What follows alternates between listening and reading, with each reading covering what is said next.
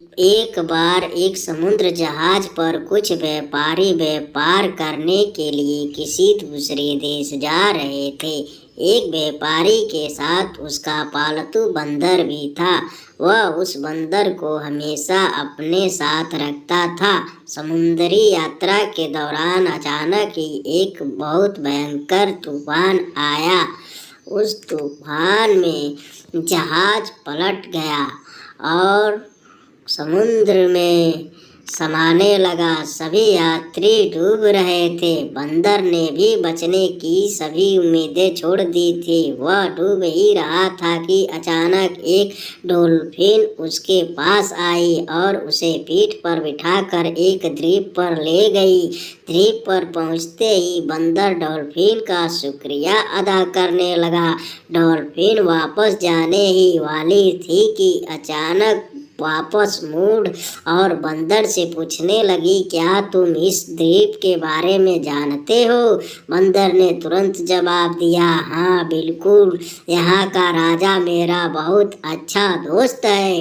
और क्या तुम जानते हो, मैं भी एक राजकुमार का लड़का हूँ। इतना सुनते ही वो देर थी कि डॉल्फिन मुड़ते ही बोली, तो राजकुमार जी, अब आप यहाँ के राजा भी बन सकते हैं क्या? मतलब?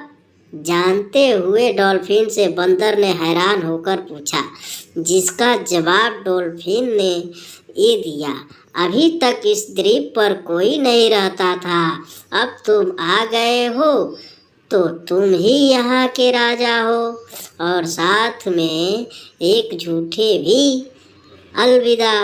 इसके साथ ही डॉल्फिन समुद्र में कहीं खो गई और बंदर अपनी किस्मत को कोसने लगा कि जिसने उसकी जान बचाई उसने उसी से झूठ बोला। वह बच तो गया लेकिन अपने मरने तक उस द्वीप पर अकेला ही रहा। उसे झूठ बोलने का परिणाम मिल चुका था। तो दोस्तों, हमें कभी भी झूठ नहीं बोलना चाहिए।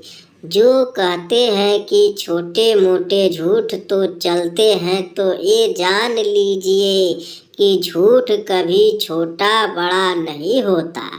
झूठ हमेशा झूठ ही होता है। झूठ के पैर नहीं होते।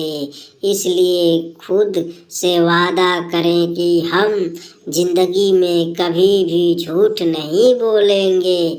आपको यह झूठ बोलने का परिणाम कहानी कैसी लगी, अपने विचार कमेंट बॉक्स में ज़रूर लिखिएगा।